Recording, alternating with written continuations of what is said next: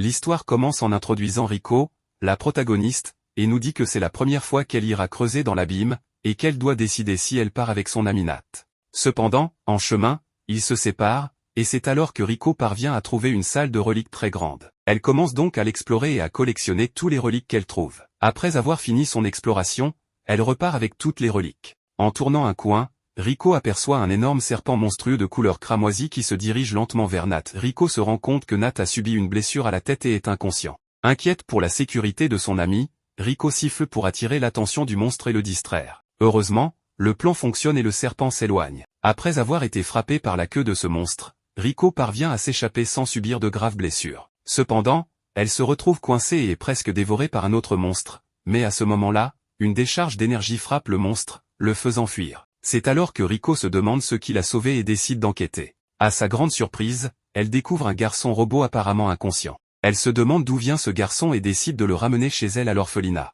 Après être passé inaperçu, il le cache dans la remise. Le lendemain, après ses cours, Rico dit à son instructeur Jiro qu'elle souhaite aller plus profondément dans l'abîme, et mentionne qu'elle souhaite explorer davantage et suivre les traces de sa mère, qui était une grande exploratrice. C'est alors que Jiro lui rappelle sagement qu'elle ne peut pas le faire en raison de son expérience limitée, et il lui conseille de se concentrer sur ce qu'elle peut faire pour l'instant et de continuer à travailler dur. Plus tard, cette nuit-là, avec l'aide de ses amis, Rico parvient à ranimer le garçon robot en le frappant avec une décharge électrique. Après cela, elle commence à lui poser des questions, mais réalise que le garçon souffre d'amnésie et ne se souvient pas de son propre nom.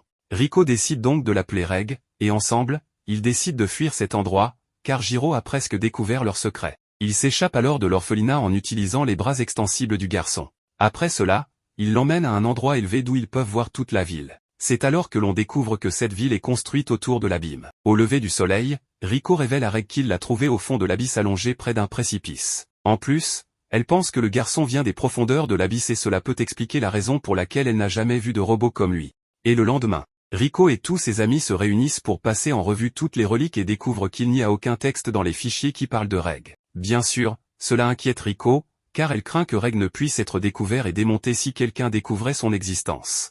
Le jour suivant, ils élaborent un plan pour le déguiser en un orphelin normal, afin de pouvoir l'inscrire à l'orphelinat. Et étonnamment, leur ruse fonctionne, et Reg commence sa formation en tant qu'explorateur. Quelques mois se sont écoulés depuis lors. Et maintenant Rico et les autres enfants explorateurs se rendent dans les premières couches de l'abîme pour s'entraîner. De son côté, Reg reste à la maison car il n'a toujours pas la permission de sortir. Lorsque la protagoniste et les autres rentrent, nous voyons que tout le monde dans la ville est heureux car les explorateurs de haut rang, ceux qui descendent plus profondément dans l'abîme, sont revenus après des mois d'exploration. À ce moment-là, Rico prend Reg et ils vont accueillir ces aventuriers, et c'est ainsi que nous rencontrons Ablog, qui remet un sifflet blanc et des documents scellés à une autre personne. L'un des hommes dans la foule remarque le sifflet blanc et mentionne qu'il appartient à Lisa, qui s'avère être l'une des meilleures et des plus talentueuses exterminateurs. Reg demande alors à Rico ce que signifie le sifflet blanc, et elle est stupéfaite de dire que Lisa est le nom de sa mère. Peu de temps après, une fête est organisée en ville pour célébrer le retour du sifflet blanc de Lisa, mettant fin à l'annonce que sa dernière plongée dans l'abîme remonte à 10 ans.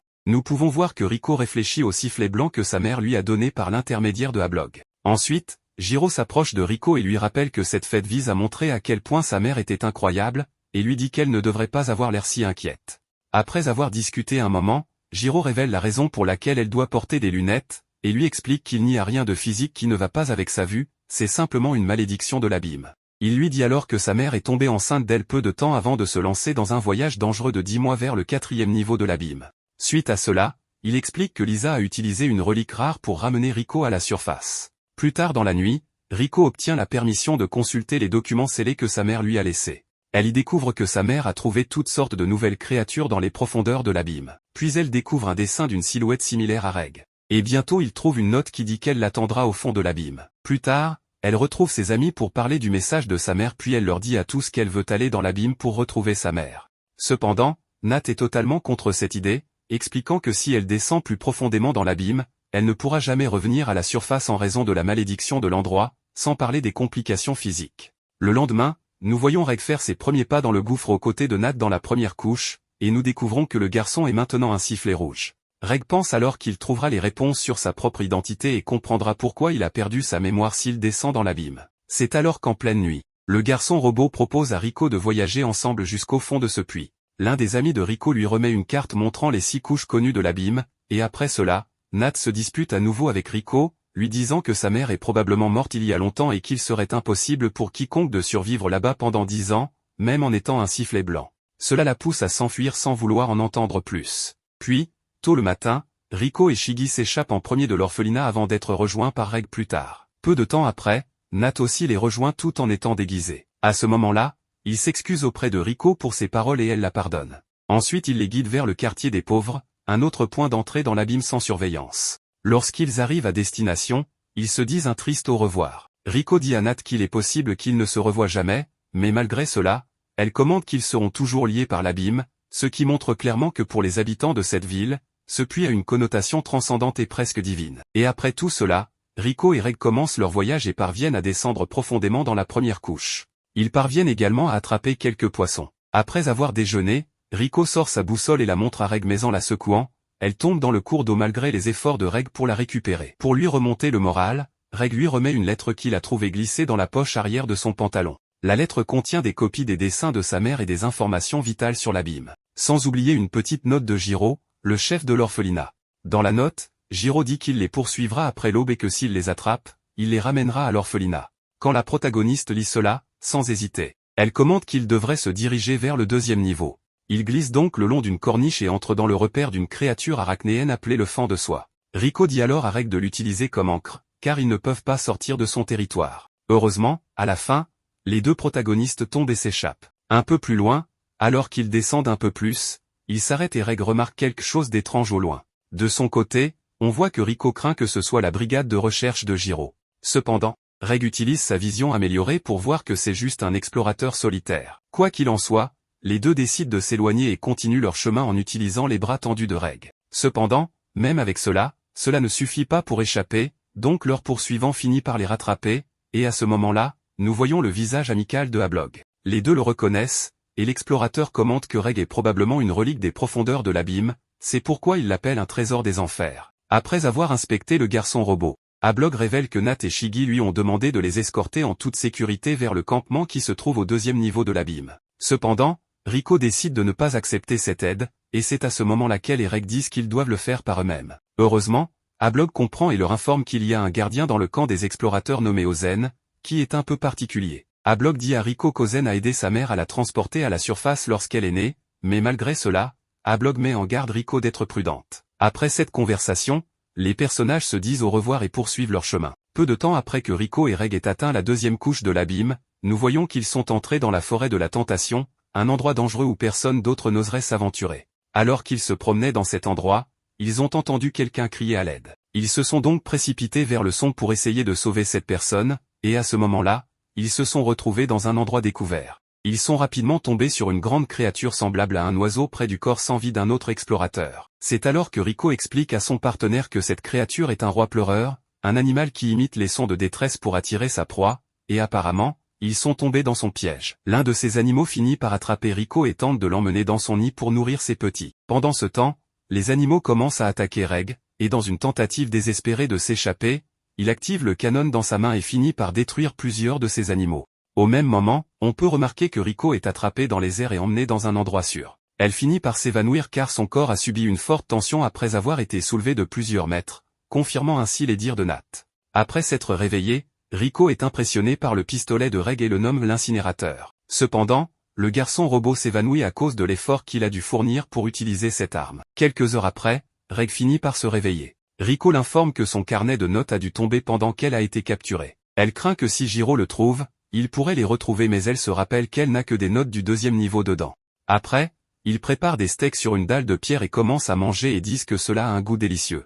La viande du steak provient des rois pleureurs que Reg avait éliminés au préalable. Ensuite, Rico et Reg pénètrent dans la zone la plus basse de la forêt de la tentation, connue sous le nom de forêt inversée. Alors qu'ils s'y aventurent, on peut remarquer que les bras de Reg ne fonctionnent pas correctement en raison des puissants courants d'air. Bientôt, ils sont pourchassés par un groupe de singes aux yeux rouges, mais les singes s'arrêtent lorsque les personnages sortent de leur territoire. Après cela, Rico et Reg se dirigent vers le camp des explorateurs. Reg lève ses bras pour se préparer à monter, mais à ce moment-là, il sent que quelqu'un lui tient les mains. Nous voyons bientôt une femme tenant les bras du garçon robot, il s'agit d'Ozen, qui est connu comme le sifflet blanc inébranlable. Elle finit par lâcher le bras de Reg et fait descendre un ascenseur pour les faire monter. Ensuite, lorsque Rico et Reg montent au camp, On peut remarquer que Rico est affecté par la malédiction de l'abîme. Reg est stupéfait face à la taille d'Ozen et est intrigué par la forme de sa coiffure. Une fois à l'intérieur, Rico remet le sifflet de sa mère à Ozen. Et après avoir confirmé qu'il s'agit bien d'Ozen, elle la remercie de lui avoir sauvé la vie. Cependant,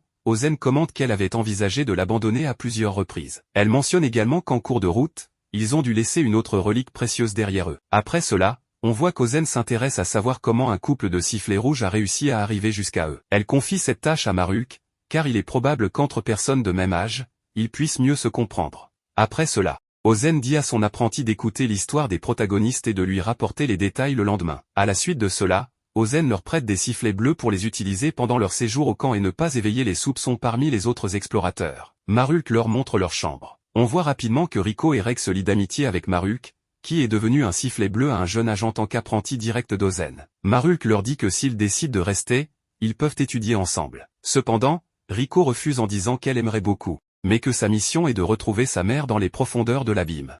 Puis, cette nuit-là, pendant leur sommeil, on voit que Rico essaie de trouver la salle de bain.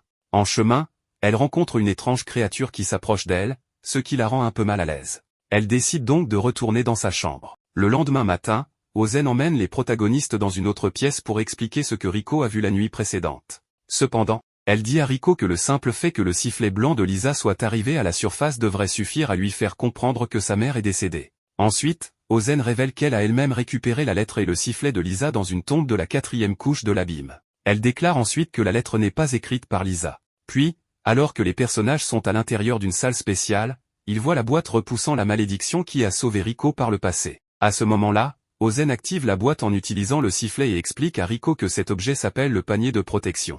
Elle explique ensuite que lorsque les créatures sont à l'intérieur de cet objet, elles ne sont pas affectées par la montée de la tension hors de l'abîme, donc elles ne meurent pas. Cependant, Ozen précise que ce n'est pas tout à fait exact, et explique que tout ce qui est placé à l'intérieur du conteneur est toujours affecté par la malédiction et finit par mourir. Après un certain temps, il recommence à bouger. Il raconte ensuite que grâce à Rico, il a pu comprendre comment cette relique fonctionne, et révèle que la protagoniste est née morte, et qu'ils l'ont mise dans ce conteneur alors qu'elle était déjà dans cet état, mais qu'elle est revenue à la vie grâce à la relique. Après cela, Ozen dit que la créature que Rico a vue la nuit précédente n'était en réalité que de la viande qu'elle allait manger pour le dîner, mais qu'elle a décidé de la mettre dans le conteneur, et qu'elle est revenue à la vie puis est morte quelques heures plus tard. Plus tard, Ozen commence à taquiner Rico, en la comparant à cette viande, se demandant combien de temps il faudra avant qu'elle ne meure. Cela met Reg en colère, qui attaque Ozen, mais elle reste impassible. Ozen se libère puis attrape Reg par le pied en le fracassant au sol comme si c'était Bruce Lee qui démontait les gens avec du nunchaku. Quant à Rico,